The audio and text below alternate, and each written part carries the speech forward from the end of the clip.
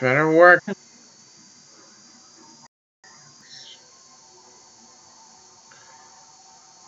Oh man, I think I am about to get help. One more thing.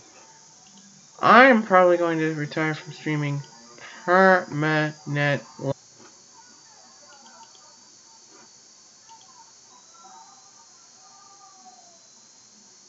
I blame the Wiccans. Clearly they're behind it.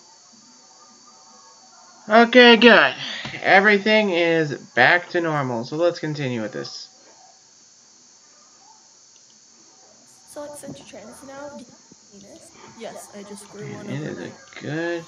Are you a boy or a girl? I mean, what have I ever done to the Wiccans? Did I kick a puppy in a previous life, or did I kick one of their puppies or something? You're a girl because you have a vagina. What makes you say Alright. Who knows? Maybe I have a dick.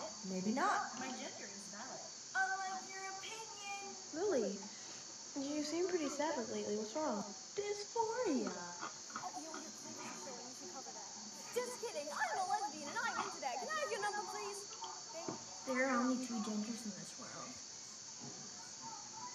Well, you know, I'm not at all trans, but my cousin is, so I feel that everything I say is just 100% correct and not at all problematic. To every homophobe out there, it's not your life. People need to realize that Planned Parenthood isn't just for abortion. It also helps trans people like me. Someone just asked if I'm gay. How dare you? I am not gay. I am very fucking gay. What gender are you? What are you basic? Hi, Ben and Taylor. My name is Max. I use the pronoun he and him. Fucking crazy. Hold up, what do you got in your pants? You got in your pants? You know what I'm gonna do? I'm gonna pull a fucking 12-inch dick and I'm gonna slap you in the face with it. Alright. Not sure how that happened, but yeah, that happened. Decided to change the bitrate up. There we go. Fuck up and leave me alone. Well, the audio bitrate at least. Alright, well, let's take a break from the Akuma no Setsubo and move on to a Kurdak that I have yet to finish. Are you a boy or a girl? I am the embodiment of sin. Look at me. What do you see? Probably some girl who looks like sadness from inside out, but I'm actually a transgender boy. So, Are you a boy or a girl? No. Yeah, but like, what's in your pants? Determination. So what does agender mean? It means I don't conform to gender normatives. So you identify as a rock? just an FYI, my voice, my body, and my clothes do not define my gender. Please stop purposely misgendering. I put in the slightest bit of makeup. Oh my god, do you want to be a girl? So, do you want your boobs taken off? Yeah. Well, you know they're poor lady with cancer who have... What? When you're so focused on your chest, you forget you have hips. And then you remember. Like, seriously, look at this shit. Here now, everything is all good. Everything is a solid 30 frames. Kilobytes are in the thousands, which is fine with me. What are you? My belief stands strong. That woman, all of At midnight, we will turn in. If you're gay, are you gonna hit on me? Are you being fair? Are you being queer? It's making me really uncomfortable. What you talking about? Washing Go on.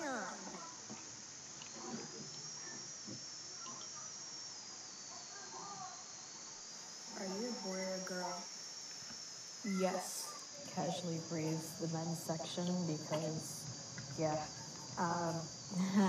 My mom. But now, like, what's your real name? Nania. Oh, Nania who? None of your business. I can't wear this shirt. It makes it look like I'm wearing a bra. But you are wearing a bra. We don't talk about it. Why are you so depressed? Because I'm misgendered daily and I look like a lima bean. Saying homophobic comments? I will drain the oxygen from your lungs.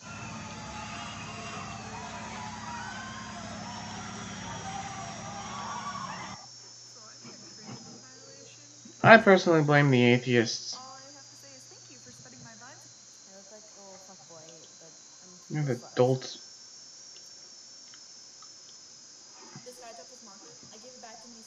I don't know if that's because either A, I hang out with the Red Pill Riligion fam on a somewhat religious basis, pun intended. Har har har. Yeah, I'm funny. Is Meg here? Maddie. That's not your real name, bitch. That's not your real face. Wait, dickhead. You can't say that. It's so ladylike. So I have a problem. I'm going to a pool soon, but I don't have a binder. Great. The reason why I'm torn about cutting my hair short, masculine days. Yes, short hair, I live for it. Feminine days. What? Hey, Mom, I need to go so long to boy trunks. Oh, so you mentioned that guy did not come. Hey, are you a boy or are you a girl? Baby?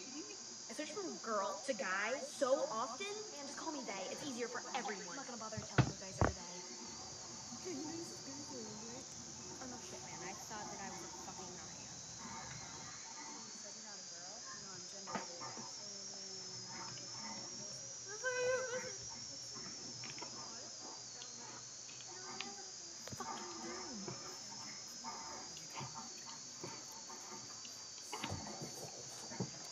Guy day or girl day, I will kick your ass. So back the fuck off.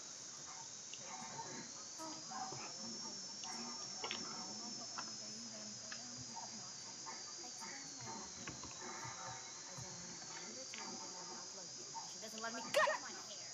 If someone's gender fluid, how do I know what to call them? Use your words and ask them. Society be like, you're not real. You have to be a dog or a cat. There are only two genders. Yeah, I know. Aren't you supposed to get mad, or you're not worth getting mad over that?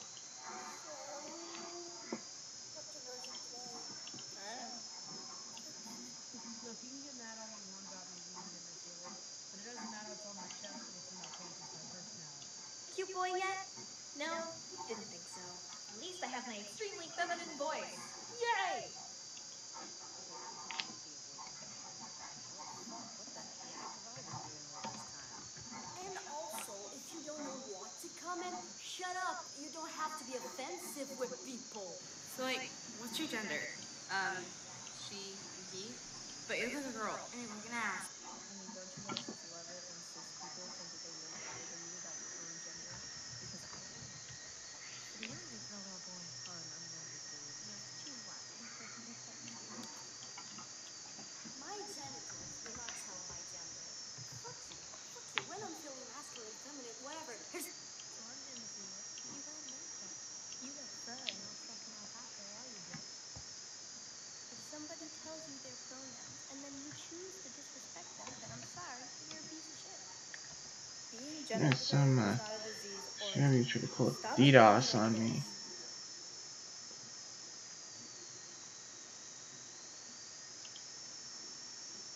Some are gender fluid for girls. Sometimes we laugh at you, but sometimes we hate them. Do you just identify as one gender or both? I don't think you had that. You're a girl?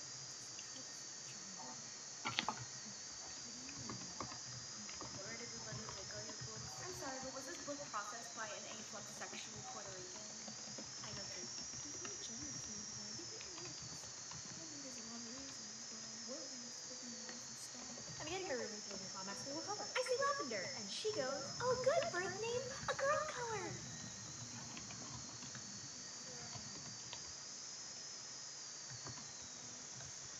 Are you a boy or a girl? I don't know. Are you an idiot or are you trying to annoy me on purpose?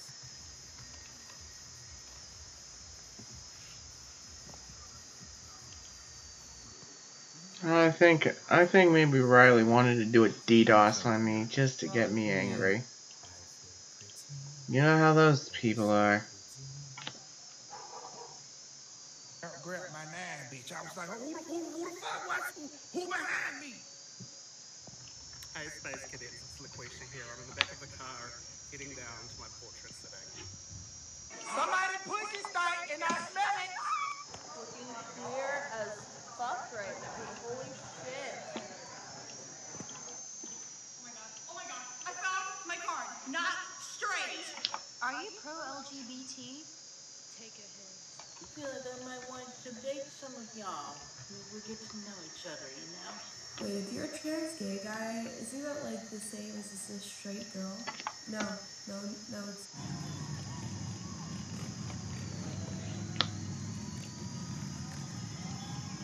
Oh yeah, bring out the gays.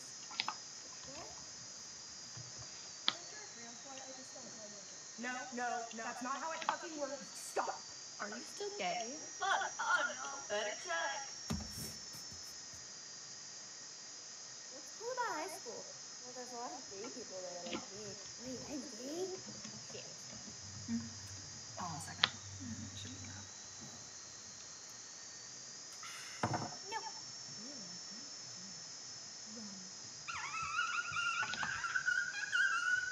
Please stop misgendering me. You fucking piece of shit. I told you many. He doesn't really look like he's trans. Bitch, are you fucking blind?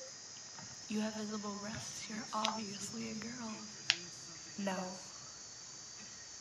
But are you like a girl? I finally got to wear like tie suit thing for once in my life. Are you a boy or a girl? I'm a dragon. Check your fucking privileges. Hey, Dad, I'm gay. No, you can't be gay. I can totally be gay. No, you can't.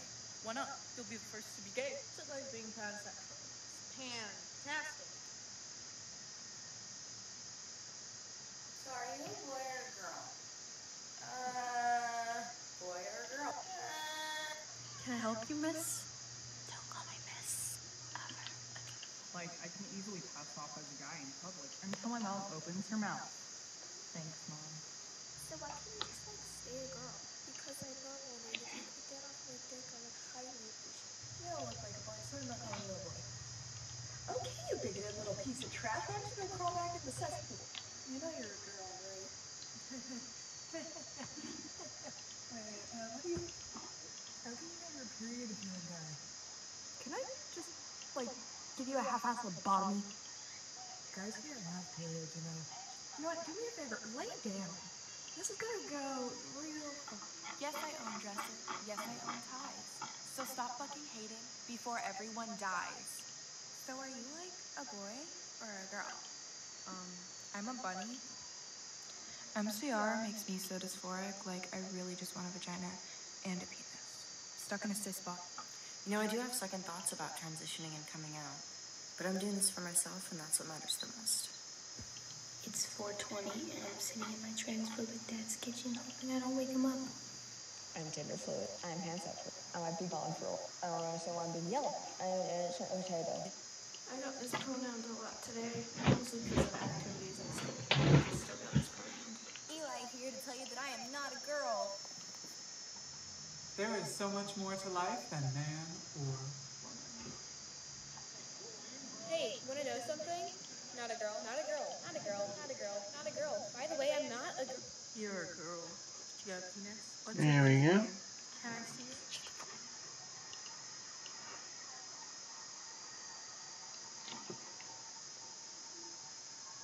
This is what I have to sound like when I'm with my parents or in public. This is when I sound like Oh, you cannot be serious. You say that you're a guy, so why do you wear girl makeup? Yep, I'm leaning more towards somebody is doing something to screw over my livelihood. Hi, can I ask you a question? Yeah, go for it. What are you? Human? No, like what's in your pants? Oh, I'm gonna have to have a chat with Kojin about No, this. remember, haircuts don't have a gender. Colors don't have a gender. So why do they say they do? When you love being a guy, but you can't get rid of having nail polish because it looks too damn good on you. When your friends keep misgendering you. I'm mad. I'm suck a motherfucking dick, you assholes. How about you just start gendering one? Like, Oh man, this stream is becoming 8 again. you wear makeup if you're a trans guy. Because I fucking slay, okay? Didn't you say you're a boy now? I didn't know boys wore lipstick. Boys wear whatever they want, but I'm not a boy. To all the boys who won't date me now because I'm gender fluid. Remember Ruby Rose? They're gender fluid. Your life is a lie. What's your gender? Biological error. No, I mean, what's in your pants? Jackie destruction! Being trans in the closet is like, oh, she. I went to the her. Good sir, I am a boy.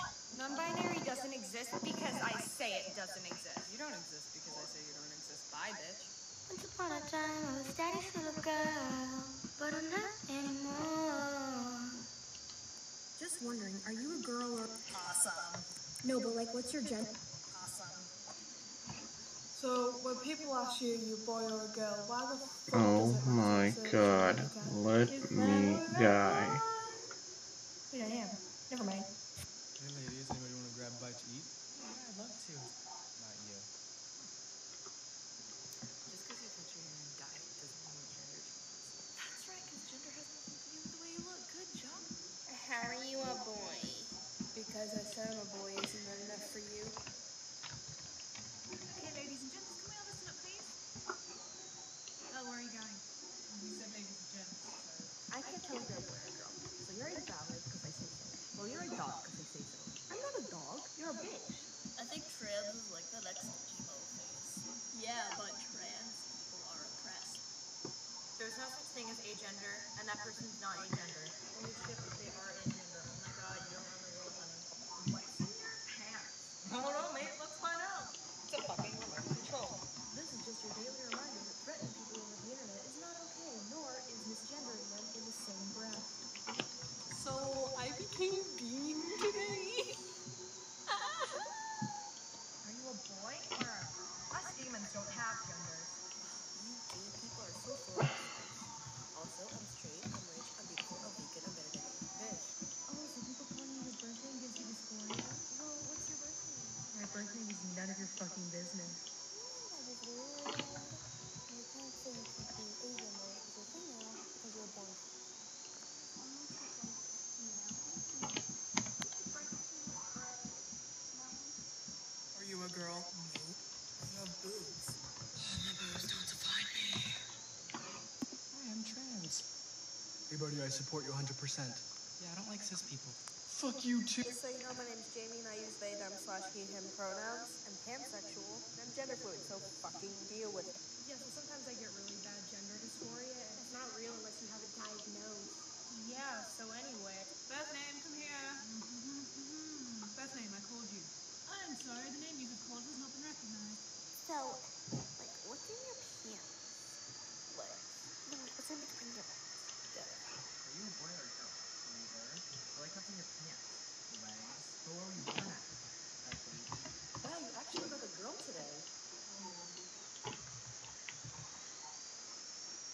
You're transgender? Yeah. So do you have a penis? Yeah, this is my penis, right here. I'm guessing you're a girl. Actually, I'm not, but, you know, good try. It's Transgender Day of Visibility. I am agender, and I am so happy. Happy TDOV. Same move applied this year as last year. Someone misgenders you today, you can stab them. It's like the purge. Are you a girl or a guy? Yes. You're going to hell, you queer. Alrighty then, see you there. Why the fuck are you wearing a bone in your hair if you want to look like a dude? Because I said so, bitch. It's coming out day, I'm gay. I am sexually attracted to pens. What is a gender? You're gender fluid. I didn't use he, him pronouns. I thought you were supposed to use they, them. Do I look like I could? Why don't you just give it to her? She doesn't have a textbook. Preston, sweetie. I'm a boy. Nice day today. Who are you? Thank God. Now the stream can finally be watchable. I'm not misgendering you, sweet. I'm telling you the truth. Friggin' that. Friggin' exactly, man. You nailed that right on the head. I want more. Impressive. Dysphoria has left me alone until Beth name, come here a minute. I think we left your son by the toys. Oh wait, no, that's my daughter. You know, as a straight cis person,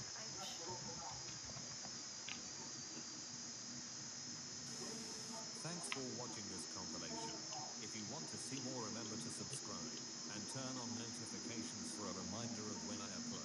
Cheers, cunts.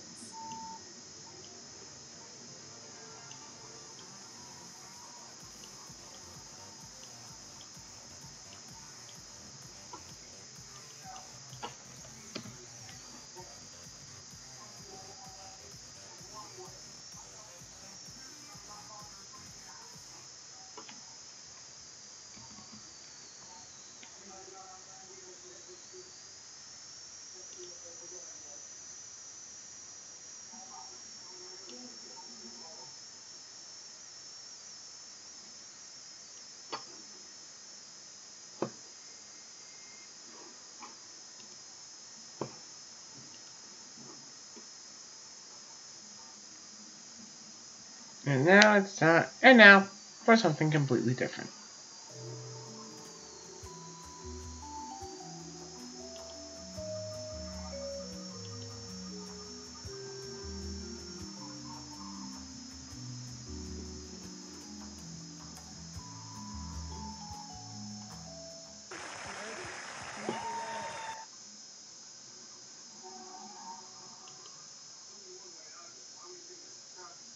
By the gods, what have I gotten myself into?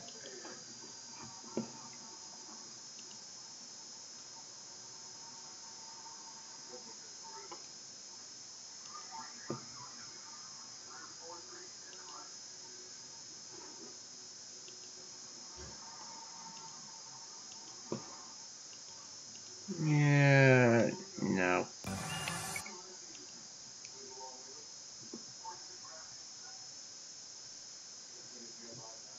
Let's learn about killers.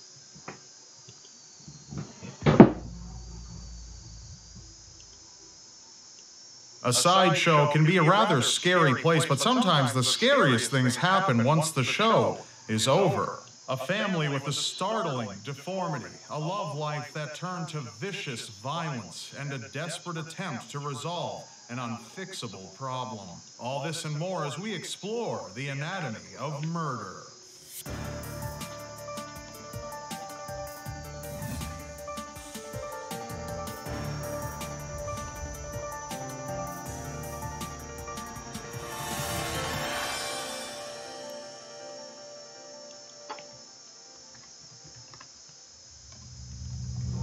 The home of Grady Stiles, more popularly known as the Lobster Boy, was an unpleasant place to be.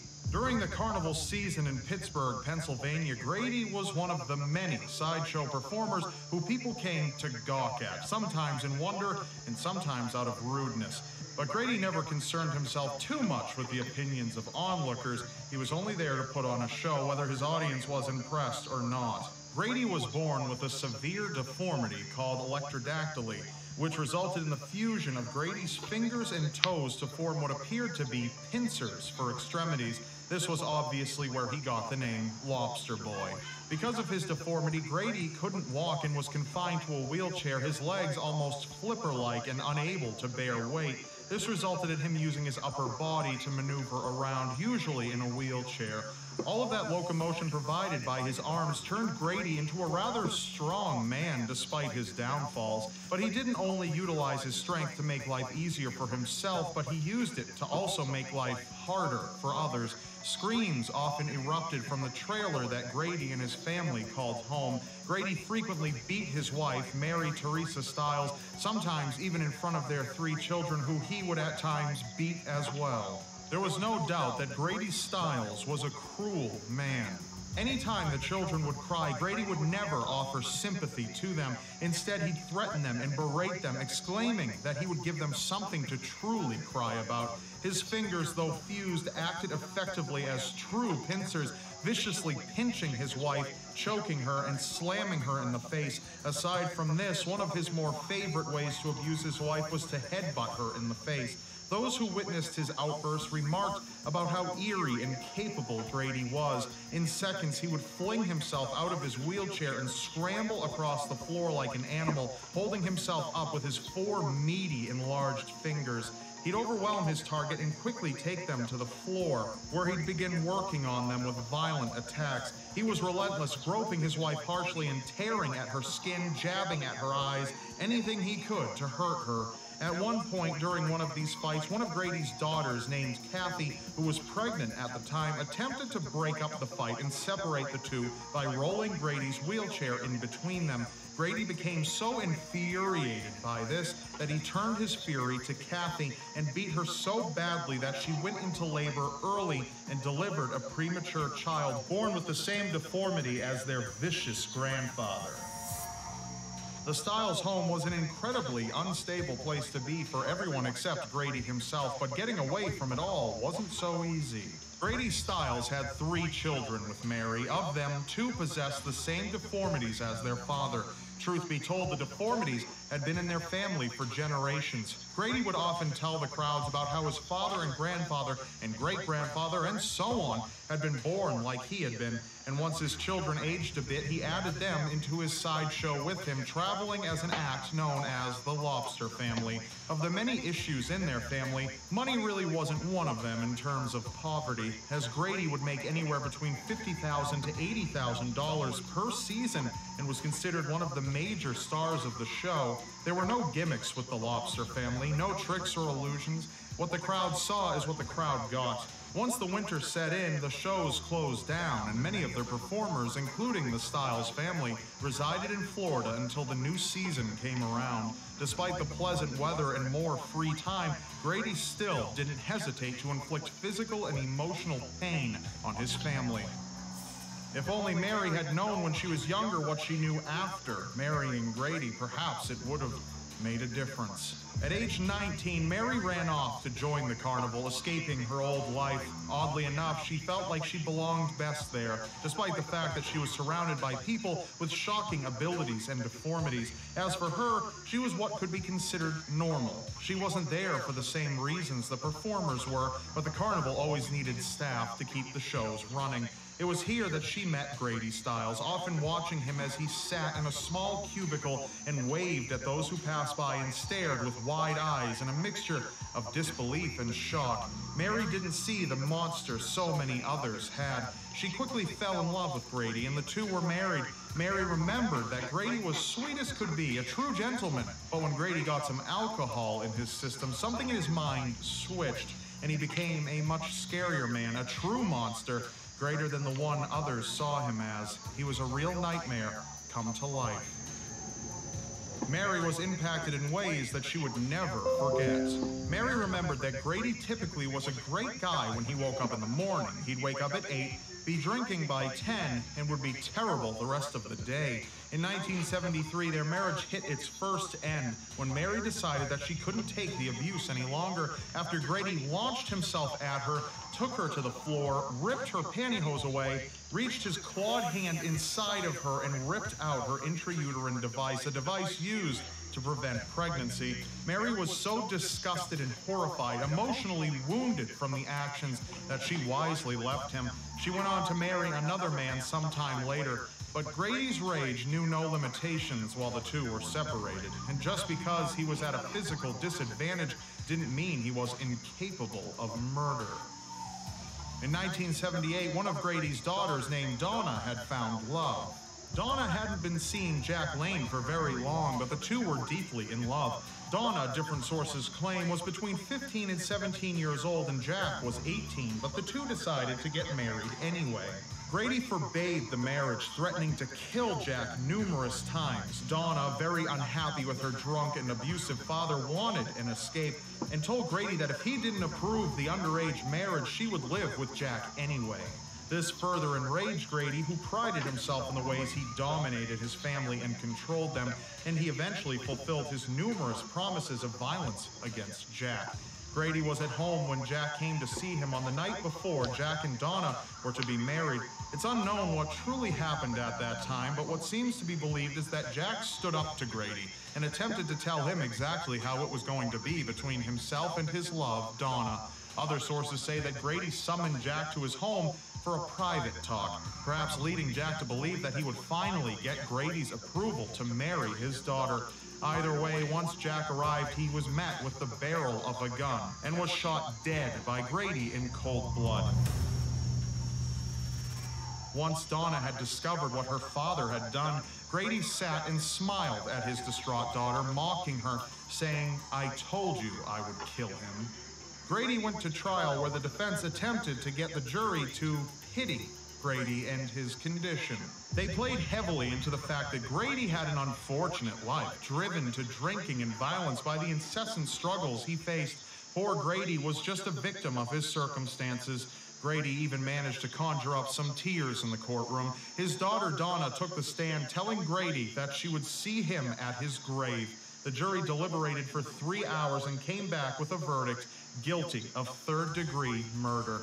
For it, Grady received a sentence of 15 years, but not in prison, 15 years of probation, a sentence that shocked many due to its leniency. But the truth of the matter was the state believed that their prison system, even in their handicap-accessible facilities, wasn't equipped to handle the specific needs of Grady Stiles while behind bars, not only due to his deformity, but his numerous health conditions he had developed over the years from an unhealthy lifestyle. So Grady got to serve his sentence from home, where he continued to drink heavily and beat his children at the drop of a hat. Fate played an increasingly twisted game and brought Mary and Grady together again in 1989. Mary, surprisingly enough, forgave Grady and the two remarried, and Grady seemed rather decent for a time, but as it almost always goes, the violence surged back to the surface, as did copious amounts of sexual assault, where Grady would violate Mary with foreign objects.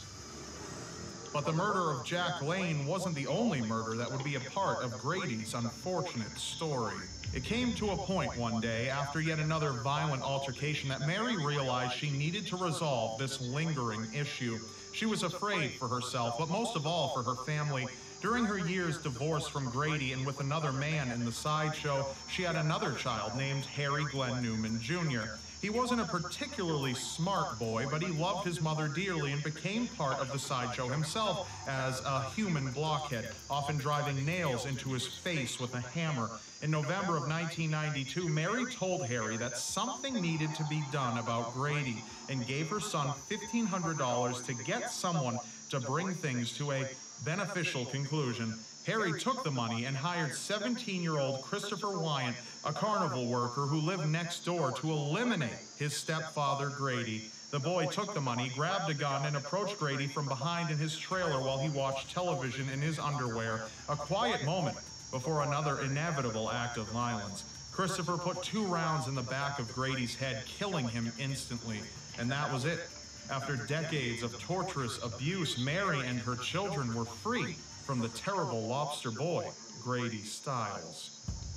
But of course, the freedom came at a cost, as murder most often does. The police arrested Mary, her son Harry, and the killer, Christopher. Christopher was convicted of second-degree murder and sentenced to 27 years in prison. Harry was convicted of first-degree murder. He sobbed freely in the courtroom and claimed that it had to be done to save his mother and her children. Unfortunately for him, self-defense isn't applicable when hiring a hitman.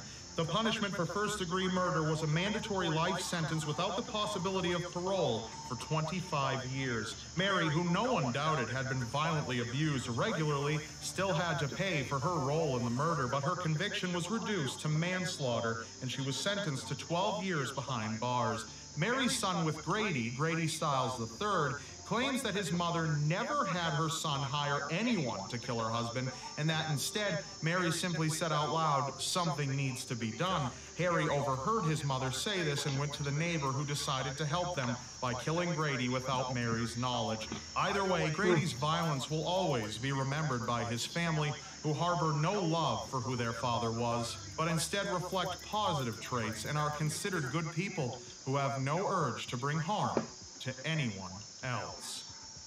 A huge thank you to Audible for sponsoring this episode. The people at Audible are big fans of Anatomy of Murder and have graciously decided to support this episode and my work. Audible is the leading provider of audiobooks with over 100... Alright, I put Rob Dyke in the description because I'm thinking about doing a little noir thing with myself. To try out their incredible service, a service that I've been using for a few years now myself. All you need to do is go to audible.com/Rob to start your 30-day free trial. I'm currently listening to Secrets of the Sideshows, an audiobook that tells all about the secrets and history behind famous sideshow acts, from sword swallowing to ancient Egyptian magicians.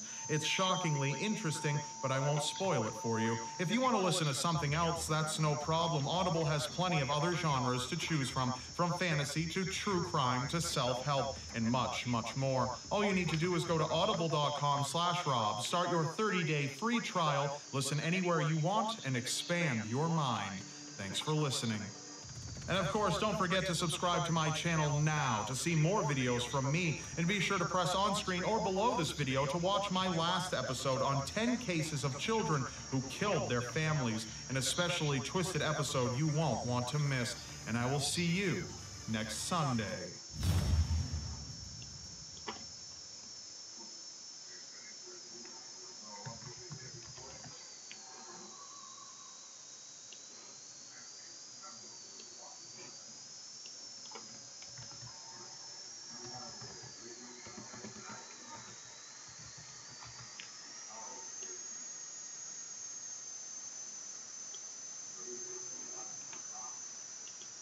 Let's do another noir. Let's do another bone-chilling serial killer file. But this time of something a little more recent. Pregnancy and motherhood are something many women see as a great joy in their lives, one many aspire to achieve. However, one mother's joy was soured as her mind slowly deteriorated, culminating in a terrible tragedy so few thought would ever happen. All this and more as we explore the anatomy of murder.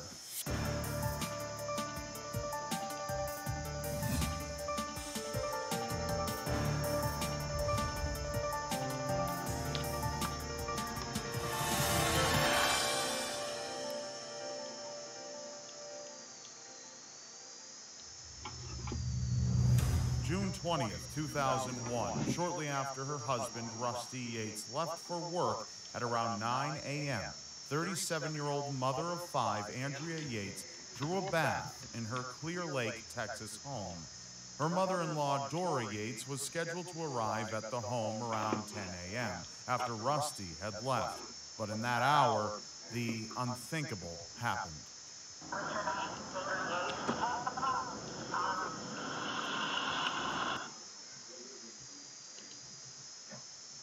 Now, this is gonna get a little disturbing, so if you got kids, just put them to bed.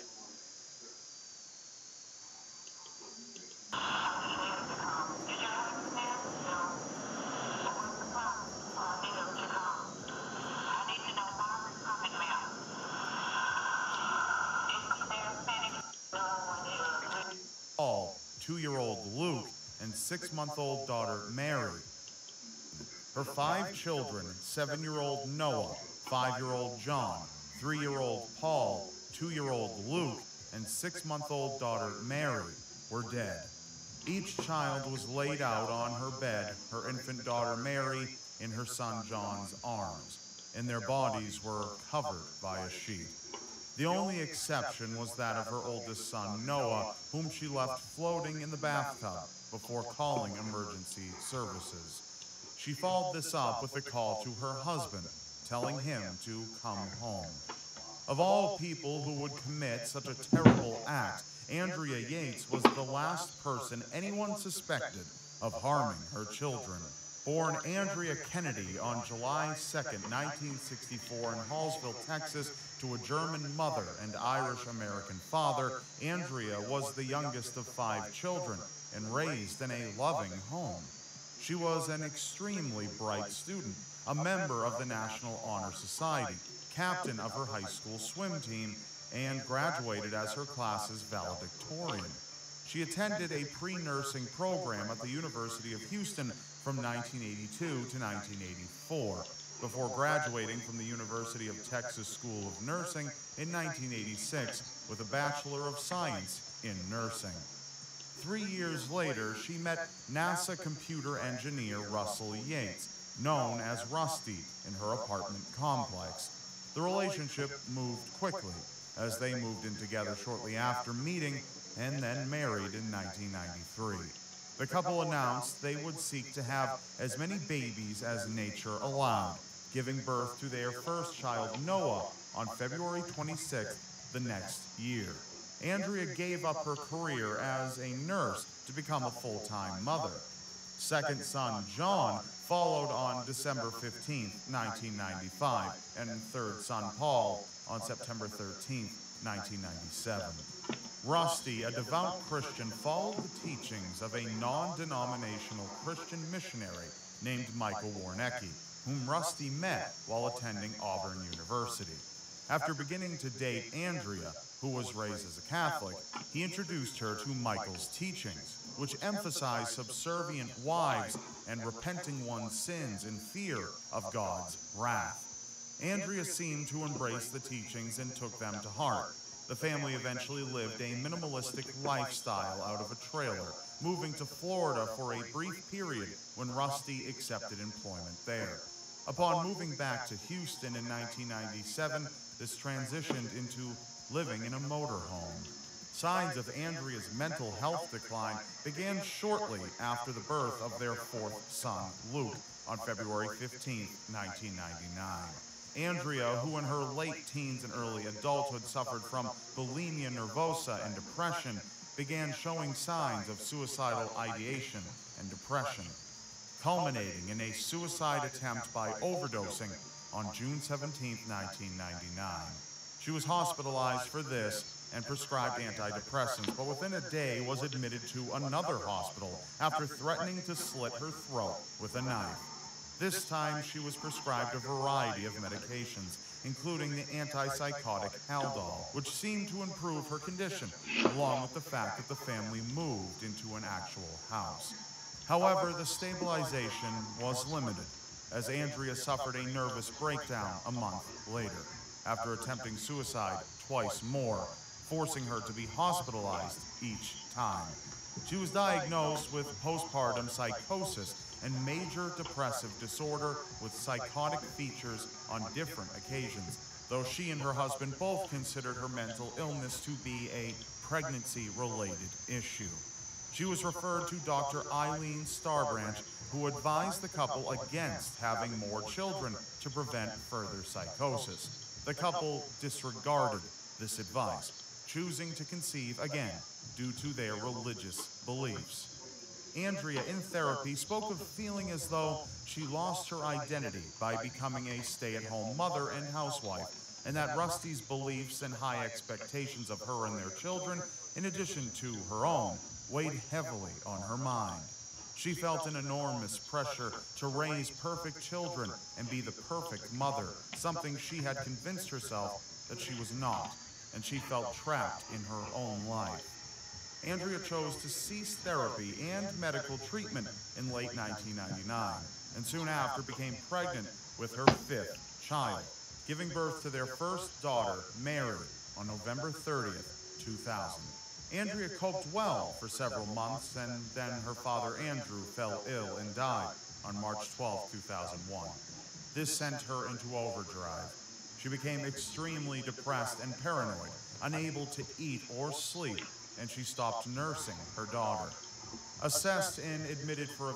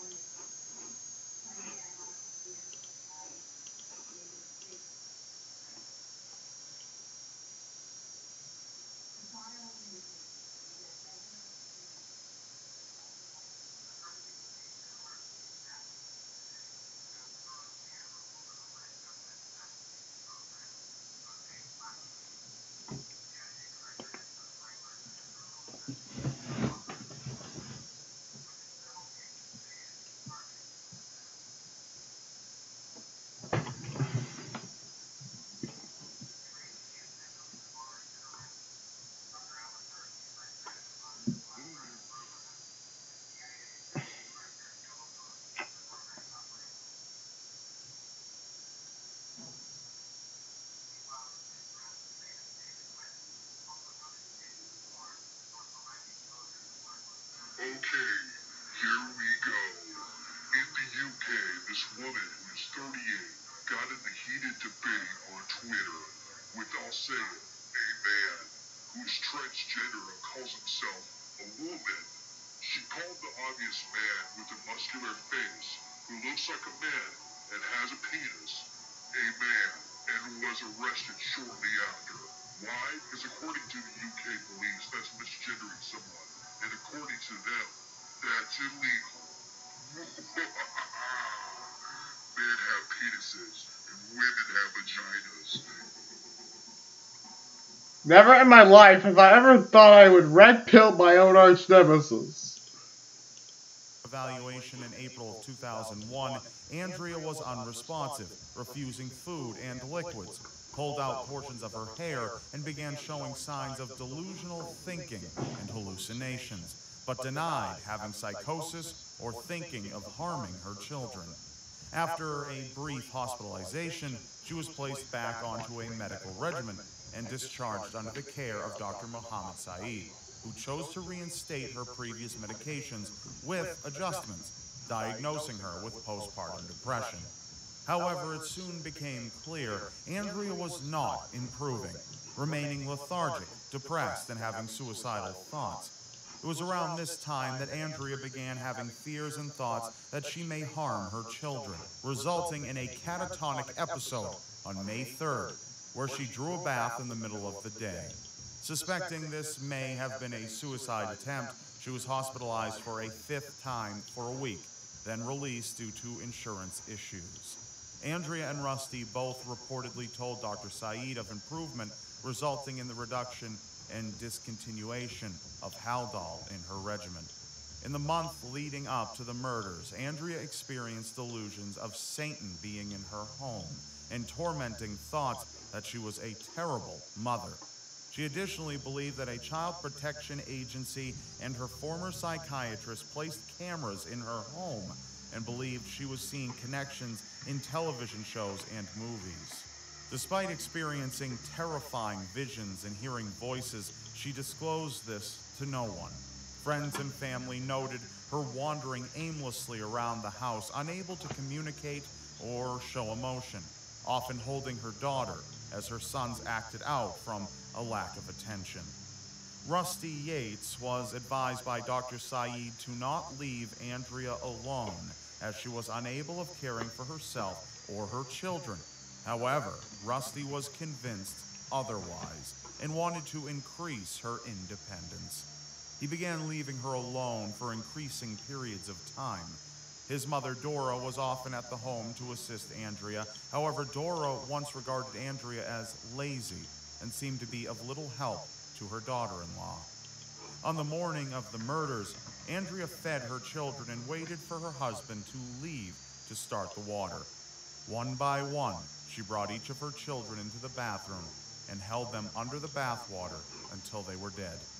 Her oldest son, Noah, attempted to run away from her after witnessing Mary floating in the tub, but she eventually drowned him as well.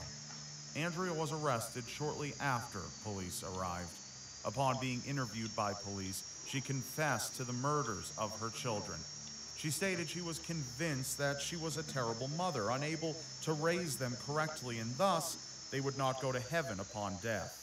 She believed Satan tainted her children, making them sinful and disobedient, that they were not developing appropriately, and that killing them was the only way to lead to righteousness and salvation.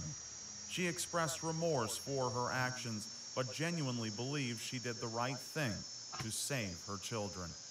The Yates children were laid to rest on June 27, 2001 at Forest Park East Cemetery. Between her arrest and trial, she was kept in isolation and was watched closely for suicidal behavior. Several doctors noted psychotic and delusional behavior that improved upon being administered Haldol and other medications. During her first trial in 2002, the focus was establishing whether Andrea Yates was psychotic, severely mentally ill, and incapable of knowing right and wrong while committing the murders, a legal test known as the McNaughton Rules.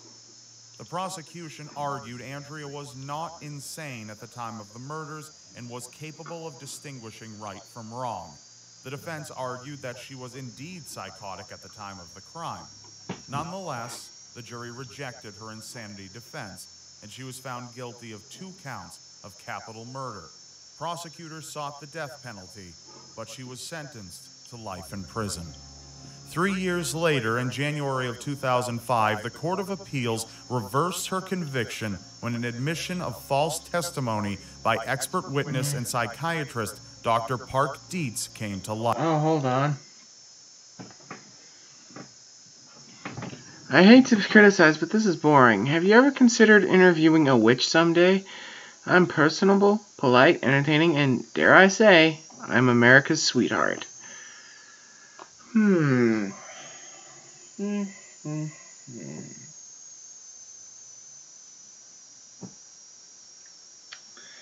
give it some thought, Arcadia. Well, give it some thought, Arcadia. Maybe you do a, how does this October sound? I mean, October is the scariest time of the year.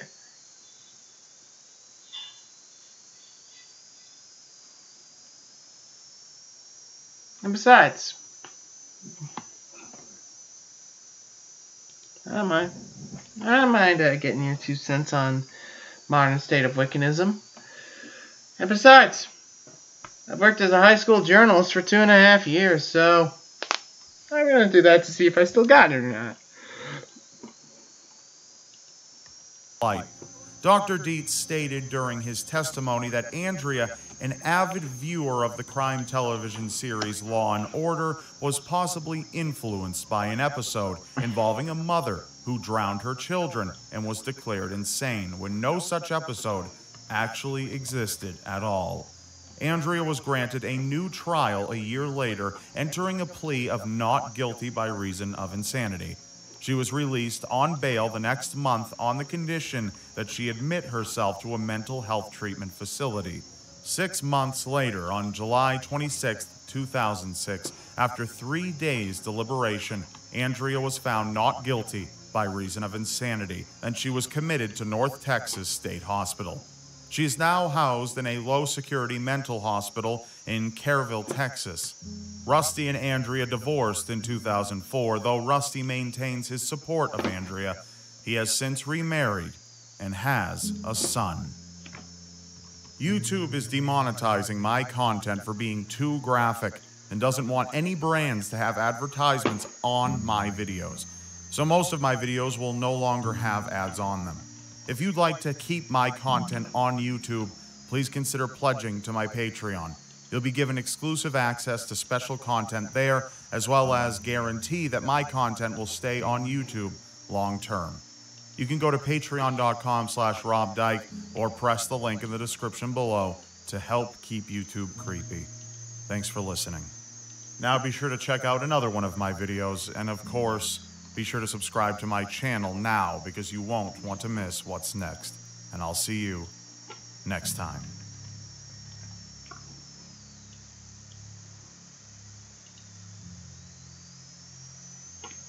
I know. Yeah, Arcadia, I gotta be honest, I never really had the opportunity to talk to that many girls in high school, so if I come off as a bit of a dork, try to understand. I'm more into anime and stuff. You know what I mean. Please don't turn me into a newt. I value these more than you might think. Alright, let's try something else.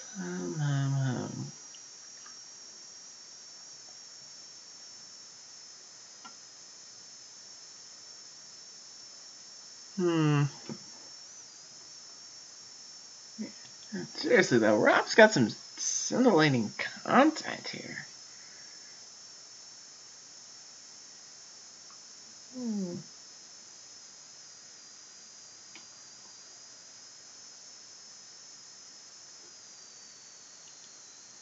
In any criminal justice system, no matter how carefully constructed, there are bound to be flaws. Men and women are wrongfully convicted or sent to prison for long periods of time for non-violent minor crimes.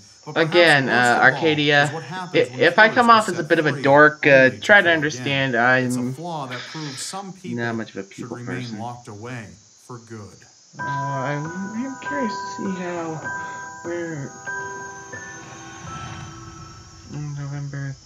October 31st falls under. It was under a Thursday.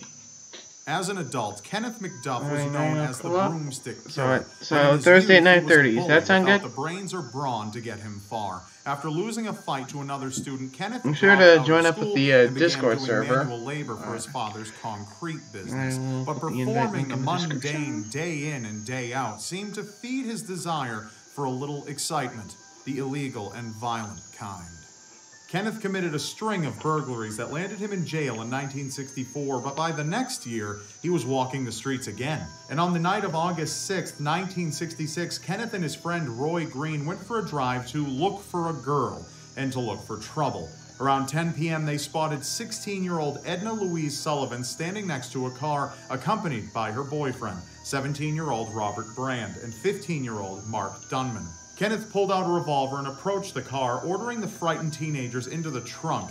He then drove the car to an open field where he shot Robert and Mark dead. Roy and Kenneth then took turns raping Edna before Kenneth choked her with a broomstick, pressing so hard he broke her neck. Roy served 11 years for the crime, while Kenneth was handed a death sentence for each victim, which was later commuted to life in prison. However, Kenneth and his lawyer convinced the parole board that Roy had been the main instigator in the murders and that Kenneth was ready to contribute to society as a free man. He was released in October of 1989 and immediately acquired a job at a gas station. Oh, you're a guy? Classes at a Texas technical college. He was briefly detained for a parole violation, but was again a free man by 1991. Not long after his release, 2 women were found murdered within the central Texas area. 28-year-old Colleen Reed, an accountant out of Dallas, and 22-year-old Melissa Northrup, who was pregnant with her 3rd child when she was murdered. Authorities connected Kenneth to the crimes, and he was apprehended while on the run in Kansas City in May of 1992. Kenneth is widely thought to be responsible for a dozen other murders in Texas, but it only took one conviction to ensure that he would never leave prison again. He was given the death sentence, and he died by lethal injection on November 17, 1998. He is the first man who escaped death row once, only to return for a separate murder charge.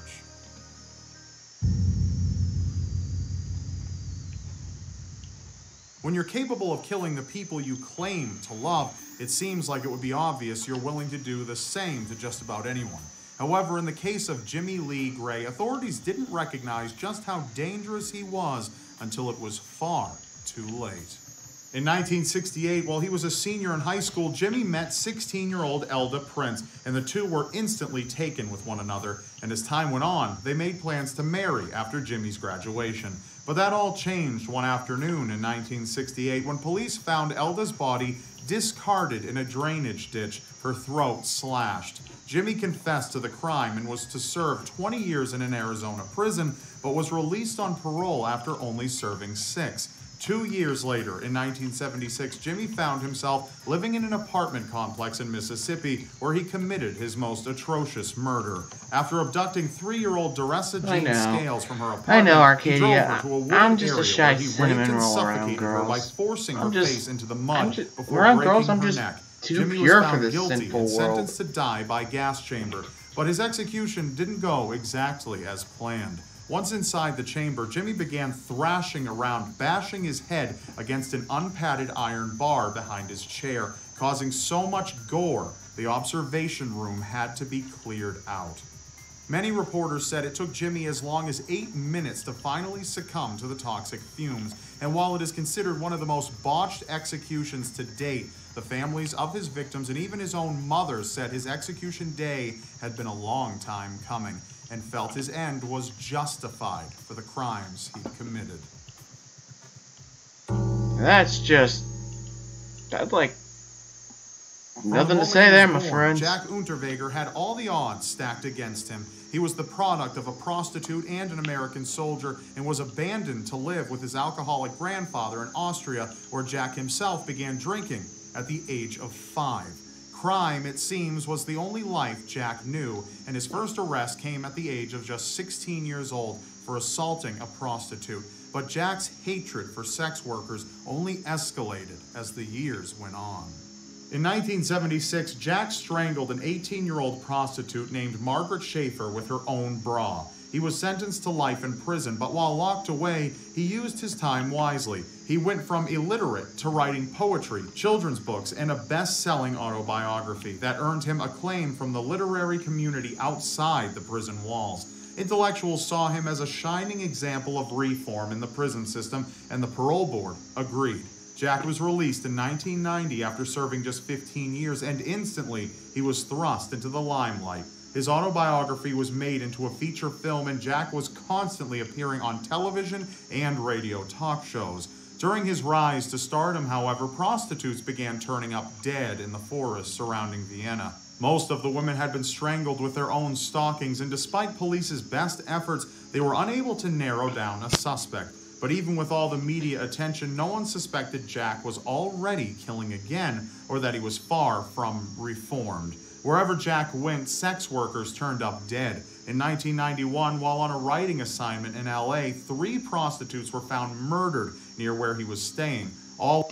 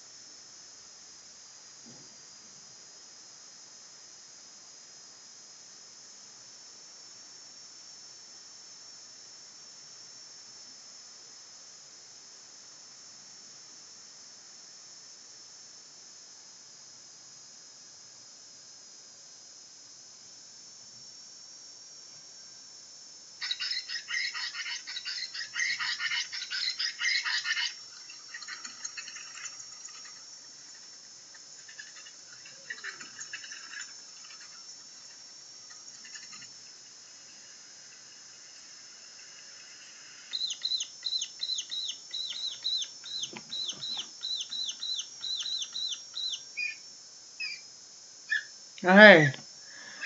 Oh, thanks, Pnoid. I knew you'd come through, my man.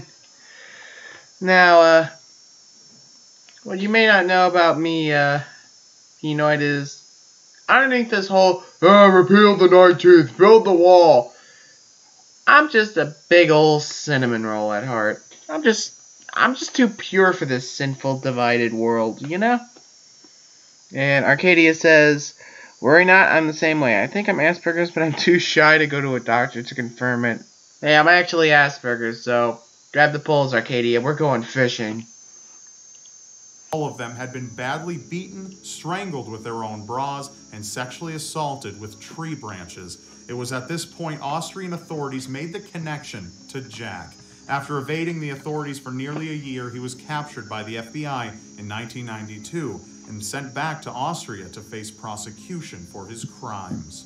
Despite his attempts to convince the Austrian media and his fellow intellectuals that he was completely innocent, the evidence was stacked against him. He was found guilty of 9 counts of murder and sentenced in June 1994 to life in prison without parole. However, he wouldn't live to see even a day of his sentence, as he committed suicide by hanging himself just hours later.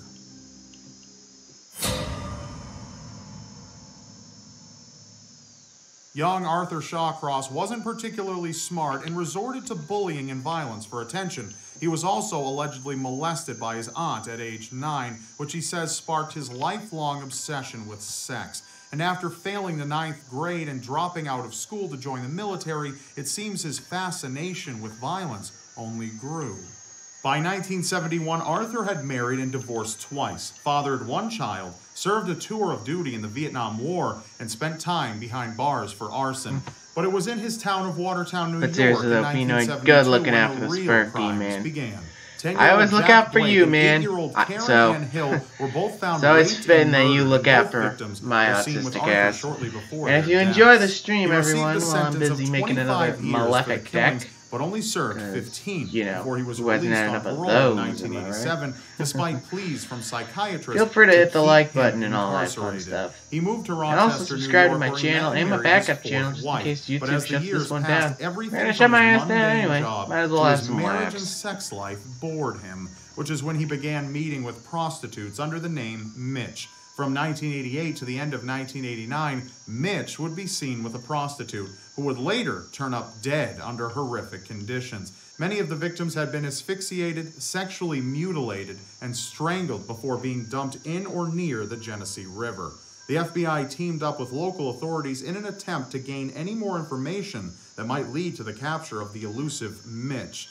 It wasn't until the body of a prostitute named June Cicero was found that investigators caught their lucky break. Arthur was apprehended by police while masturbating near the crime scene, and when local prostitutes confirmed Arthur Shawcross as the man they all knew as Mitch, investigators finally had their Genesee River killer. Arthur was convicted of 10 out of his 11 recent murders and sentenced to 25 years on each count, a total of 250 years behind bars. He married again while serving his sentence, but died shortly after in 2008 from cardiac arrest. It is believed, if not for his ill-advised release in 1987, his killing spree wouldn't have escalated and the lives of 11 women would have been spared.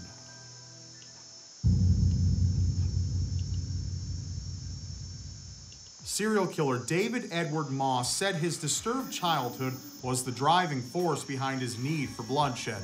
But what made him unique was that he agreed he should be kept behind bars. However, after prison authorities ignored his pleas to remain incarcerated multiple times, David's body count began to grow. According to his mother, David was incredibly violent towards his siblings, to the point that he even tried to drown his own brother, and by the time he was 9 years old, he was institutionalized. From there, David hopped between different children's homes where he claims he was sexually molested, and where he developed a habit of choking his fellow residents. In 1971, David returned to Chicago, where his mother forced him to enlist in the Army. While stationed in Germany in 1972, David tied 13-year-old Jimmy McClister to a tree and beat him to death. David served 4 years for the crime and requested to remain in prison when he was eligible for parole in 1977, but he was ignored and released anyway. The crime only continued from there, with attempted murders in 1979 and 1981, and the successful murder of a 15-year-old boy named Donald Jones in 1981. David was sentenced to 35 years for his crimes in 1994, but again was eligible for parole in 1999. He implored prison officials to keep him behind bars, saying he didn't believe he deserved to be a free man for the crimes he'd committed. Again, he was ignored and released in June of 1999. He remained homeless until he landed a job at a trophy store in Hammond, Indiana in 2003, where he met 19-year-old Nick James, who later disappeared. It was only in December of 2003, when authorities were searching David's rental home, did they discover Nick's body in the basement, buried in cement. After more digging, police also uncovered the bodies of 13-year-old Michael Dennis and 16-year-old James Regagni, who had both been missing since September. David pled guilty to all 3 murders, and he was sentenced to life in prison, only this time without the chance of parole. However, in 2006, just a year after his sentencing, David was found hanging from the bedsheets in his cell next to a note that said he hoped his death would help the families of his victims heal and move forward. Before we go, I'd like to give a very special shout out to Audible.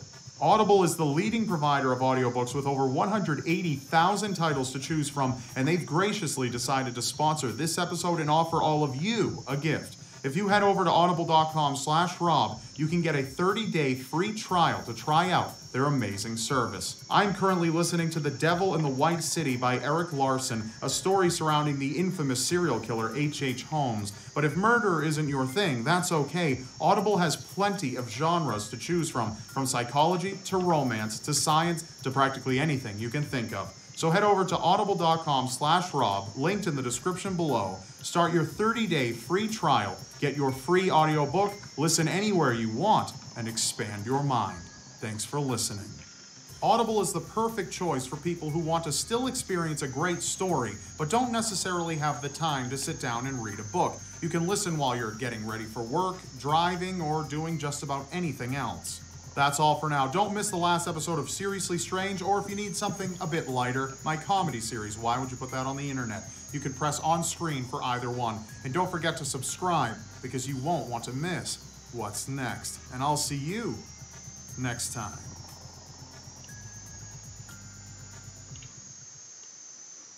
There we go.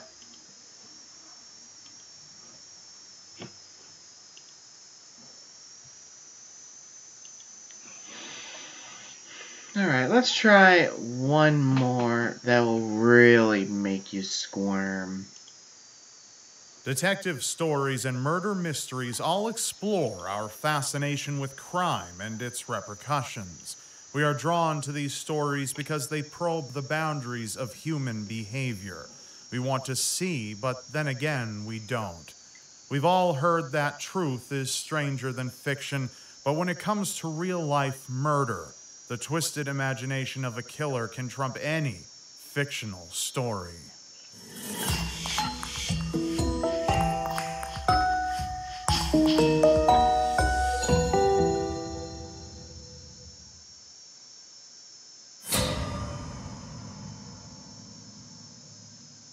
The corkscrew, a harmless implement used to open a bottle of wine, commonly found in a kitchen drawer in almost every home. But you don't expect to find one sticking out of a human body. Carlos Castro was a 65-year-old Portuguese reality television star and acclaimed journalist and was loving life. In 2011, his body was found in a New York hotel. Carlos had been badly beaten, strangled, and mutilated with a collection of bizarre weapons: a computer monitor, a wine bottle, and a corkscrew. Investigators soon settled on a prime suspect, Renato Seabra, Carlos's 23-year-old lover. The jury and court attendants were told in horrific detail everything Renato allegedly did. In a frenzied attack, Renato bludgeoned and strangled Carlos to death, afterwards castrating him with a corkscrew, wearing the amputated flesh as a bracelet, and drinking Carlos's blood.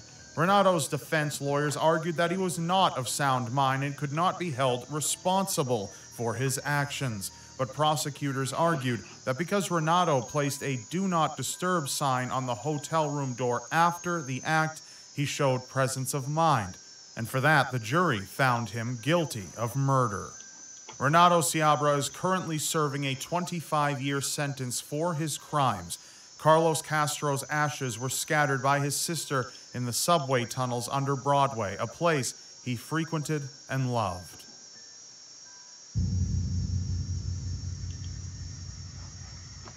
The eyes are the windows to the soul. Psychologists argue that we are hardwired from birth to fixate on them, to value someone's gaze, and to avoid it when being submissive. But it's one thing to be captivated by beautiful eyes, and another to collect them. Charles Albright was dubbed the eyeball killer by the press, and it's easy to see why. After carrying out crimes such as forgery and child molestation, from the 1960s onwards, he began collecting the eyes of his victims. An unusually bright child, Albright spent much of his time shooting animals and then preserving them to be stuffed and displayed. But he couldn't afford the glass eyes needed to add a lifelike finishing touch. Perhaps this is where the obsession began, but it wasn't until the early 1990s that his obsession turned to madness. Albright shot his first victim, Mary Lou Pratt, a 33-year-old prostitute living in Dallas, in the back of the head, before removing both of her eyes with surgical precision. 3 months later, in February 1991, Albright struck again, killing another prostitute named Susan Peterson. Her eyes had been removed just like Mary Lou Pratt's had. Curiously, Susan allegedly claimed to know who the eyeball killer was before she was brutally silenced. Albright's final victim, Shirley Williams, was found dead near a school, beaten more savagely than the others as his violence escalated. Albright kept his victims' eyes as tokens, much like he had done with the bodies of animals when he was a child. Thankfully, he was caught before he could harm anyone else, although he insists to this day that he is innocent, and the real eyeball killer is still out there.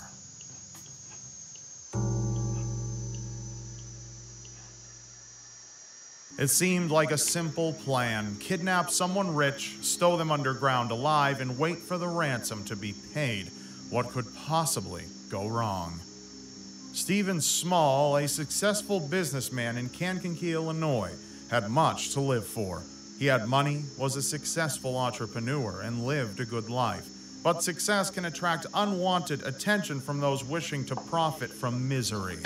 Just after midnight on September 2nd, 1987, Stephen Small was kidnapped by Danny Edwards and Nancy Risch, who were posing as police officers and told Stephen one of his properties had been broken into. After this, the plan was simple: contact Stephen Small's wife and demand a $1 million ransom for his return, or they would kill him.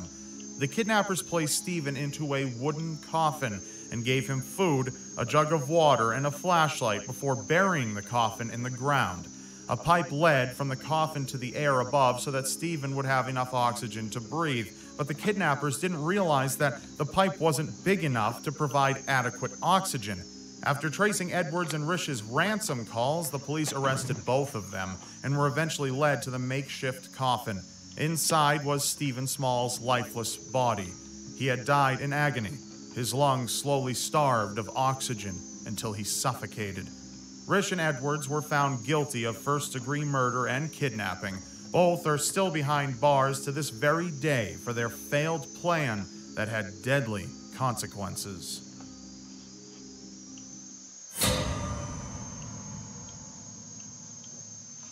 Since the 1950s, the term nuclear age has conjured fear.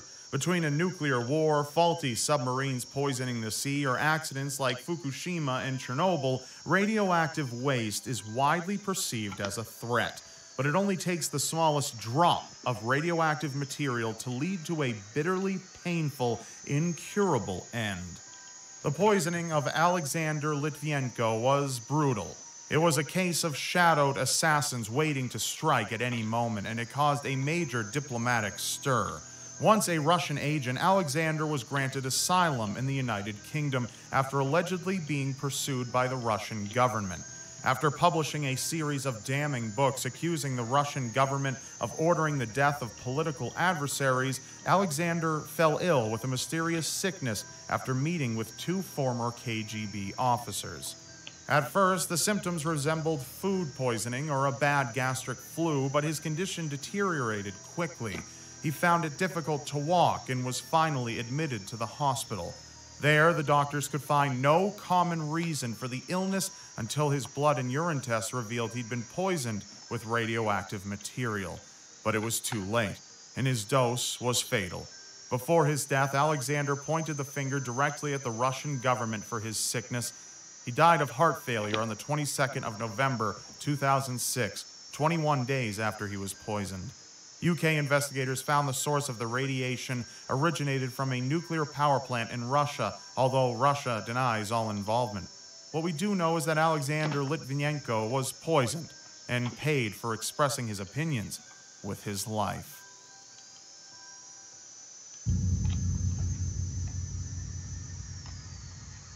Retirement should be about happiness, a chapter in life that releases a person from the stresses of work and financial commitments.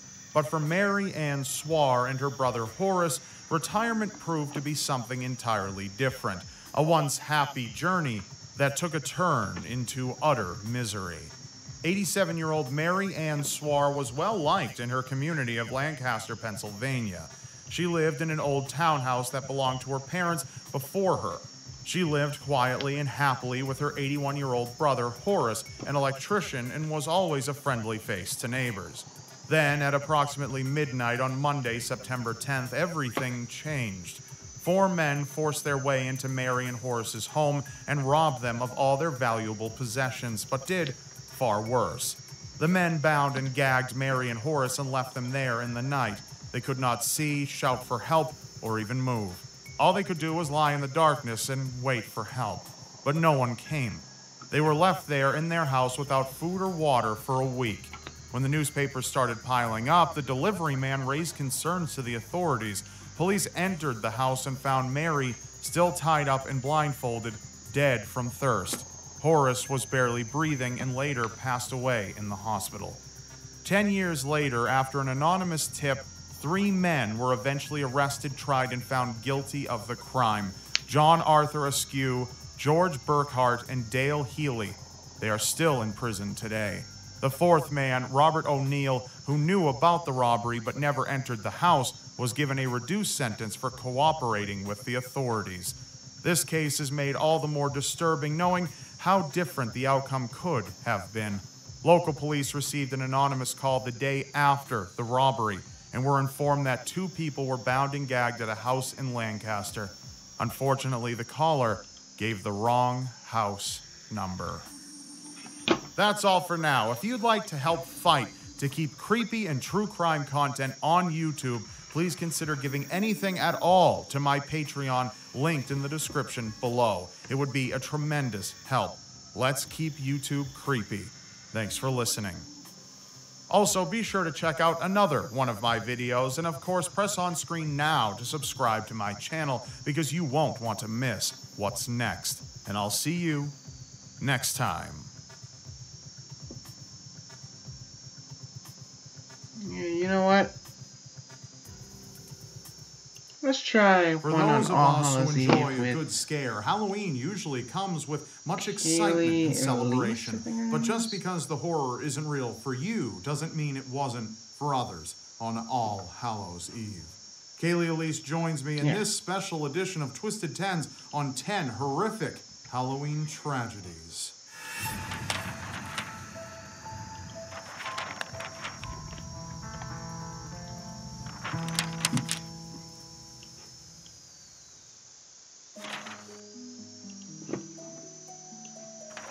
Receiving candy from strangers seems like a bad idea, but on Halloween it's tradition, despite worries of poisoned candy.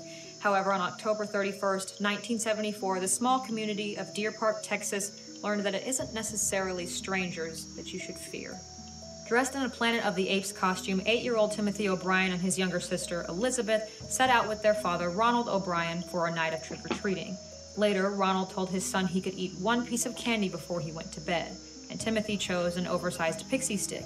But after a few bites, he found that the powder was too bitter. Just minutes later, he was vomiting and convulsing uncontrollably on the bathroom floor. He was rushed to the hospital, but was dead within the hour. His pixie stick had been laced with cyanide.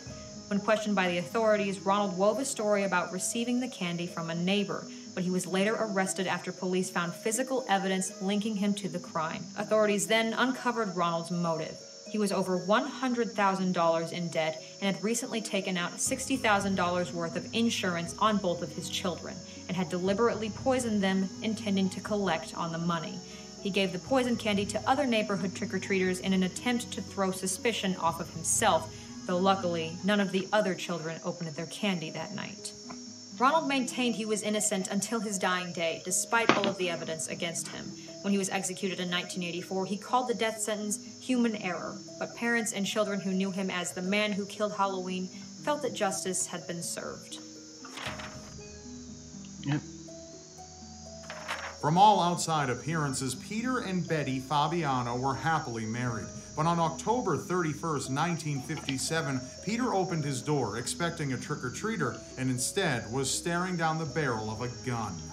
It was just past 11 p.m. in Sun Valley, California, when Peter and his wife turned out the lights to go to bed, only to hear the doorbell ring again. Slightly annoyed by the late trick-or-treaters, Peter opened the door, saying, "Isn't it late for this sort of thing?" He looked up just in time to see a masked figure pull a gun out of a candy bag. The culprit fired one shot that struck Peter just beneath his heart and then turned and fled into a waiting car. Peter didn't survive the encounter and police had no good leads, but Betty suspected the murder was the work of her recent ex-lover and friend, Joan Rabble. Joan and Betty had recently lived together while Betty was having marital problems with Peter, during which time they formed a romantic connection. However, that connection was severed after Betty decided to reconcile with her husband. Betty's suspicions were confirmed when 40-year-old Goldine Pizer admitted to killing Peter, but said Joan was the brains behind the entire operation. Both Goldine and Joan were only convicted of second-degree murder as a plea bargain, despite evidence they'd extensively planned to kill Peter for months. Premeditation is a prerequisite for first-degree murder, so the conviction was understandably upsetting. As for Betty, she was never charged with any involvement, and she claimed she was unaware of the plot to murder her husband. With Halloween just around the corner, 69-year-old Marvin Brandlin and his wife Ethel spent the night in 1982 handing out candy to local trick-or-treaters. However, the couple, who had been married for 46 years, could not have known the violence that awaited them when they opened the door to a ghost. A man stood on the Brandlins' porch wearing a pillowcase with eye holes over his face and said, "Trick or treat, give me your money or I'll shoot." Ethel, thinking it was a prank by a relative, turned to retrieve the candy, and the man forced his way into the house and pointed a gun at a stunned Marvin. The intruder demanded Marvin take him down into the basement to retrieve the money out of the couple's safe. Shocked and frightened, the couple made their way to the kitchen towards the cellar when Marvin made an attempt for the robber's gun, only to be shot in the throat during the struggle. The intruder fled, leaving his mask behind. Marvin died while on the operating table on October 31st, and Ethel passed away just months later, with family citing her grief as the reason behind her decline in health. The Brandlins felt that their father's killer was someone in the family, as only family knew about Marvin and Ethel's safe in the basement. They even suspected a particular family member who was allegedly bragging about the murder afterwards. However, the police were unable to extract enough DNA evidence to make a match to the unnamed relative, and the murder is still considered unsolved. On October 31st, 2004, roommates Leslie, Adrienne, and Lauren spent the night handing out candy to the local children of Napa, California. Around 11 p.m., they shut off the lights and turned in for the evening. But even though the trick-or-treating had ended, the roommates were about to encounter a monster of a different kind. Lauren was fast asleep when she suddenly awoke to the sound of a struggle and screams for help coming from Adrienne and Leslie's room upstairs. Terrified, she fled into the backyard and hid until she saw a dark figure crawl out the back window and disappear into the night. Lauren re-entered the house only to be met with a chilling sight. The bodies of her two friends, Leslie Mazzara and Adrienne Insogna, stabbed to death on the floor. Police arrived within minutes, but a search for the assailant turned up nothing. The only lead they had was a handful of cigarette butts outside the house that matched DNA evidence at the crime scene. Nearly a year later, after interviewing over 1,500 people, police caught a break when a man named Eric Koppel turned himself in, confessing to the murders. Eric, who was married to one of Adrienne's best friends, claimed he'd been drinking and partying the night of the murder, but couldn't explain why he'd broken into the girl's house, nor why he attacked and killed Adrienne and Leslie, only that he was struggling with alcoholism and family problems at the time. After a DNA match from the crime scene was confirmed, police arrested their killer. Eric Koppel struck a plea bargain and waived his rights to make any future appeals in order to escape the death penalty, and he was found guilty on December 5th, 2006. He will spend the rest of his life behind bars for the senseless Halloween murders. On Halloween afternoon in 2011, in the small town of Armstrong, British Columbia, several people heard a female screaming. The sun was about to set and the local trick-or-treating was about to begin, so everyone dismissed the screams as spirited Halloween fare. But they couldn't have been more wrong. Around 6 p.m., 18-year-old Taylor Van Diest began her walk to her friend's Halloween party, dressed as a zombie. On the way, she was texting her friend, and suddenly she sent a message saying that she felt like someone was following her, and that she was being creeped on. It was the last message Taylor would ever send. When she didn't show up at her friend's house, she was reported missing, but police didn't have to look long until they found her lying next to a railroad track, unconscious and dying. She'd been bludgeoned to death on the head, and she later succumbed to her injuries while in the hospital. Over the course of the next 6 months, detectives received anonymous letters from someone claiming to be Taylor's killer, but it wasn't until April 2012 that authorities found a DNA match to a 26-year-old Matthew Forrester. Matthew recalled he'd been drinking and smoking weed on Halloween night and had followed Taylor with hopes of propositioning her for consensual sex. However, she rejected him and he pushed her, at which time Matthew claims she hit her head on a steel pipe on the ground. But her multiple injuries and defensive wounds led the jury to believe he wouldn't take no for an answer and had beat her to death after being rejected. Matthew was sentenced to 25 years in prison without the chance for parole, and Matthew's father, Stephen, who had attempted to help his son flee during the investigation, was also charged and spent 3 years behind bars for his involvement. Having money and influence doesn't always guarantee your safety, and unfortunately for Martha Moxley, who was murdered at age 15, her convicted killer's prominent name and familial connections had caused many to doubt his guilt over the years. Martha was well-liked and popular in school, and she resided in the peaceful community of Greenwich, Connecticut. It was there she caught the attention of two neighbors, 17-year-old Thomas and 15-year-old Michael Skakel. The Skakel family had massive wealth and close relations to Senator Robert F. Kennedy's widow, Ethel Skakel Kennedy. Martha and the brothers became fast friends, and on the night before Halloween, the Skakels had a house party where she was seen kissing Thomas. Allegedly, Michael was jealous of his older brother, as he too had feelings for Martha. Later on that night, the party broke apart, but Martha never returned home. Worried, her mother phoned all the neighbors and nearby friends, but Martha was nowhere to be found. But as daylight broke on the 31st, the Moxleys discovered their daughter's body in their own backyard. Martha lay dead under a tree with her pants pulled down. She'd been beaten to death with a golf club, but not sexually assaulted. However, there was semen at the crime scene that was traced back to Michael Skakel. Michael claimed to have been masturbating under that same tree the night of Martha's murder, but that he hadn't had anything to do with her death. Both Michael and Thomas changed their alibis several times in the course of the investigation, but it wasn't until over 25 years had passed that Michael was arrested and charged with Martha's murder.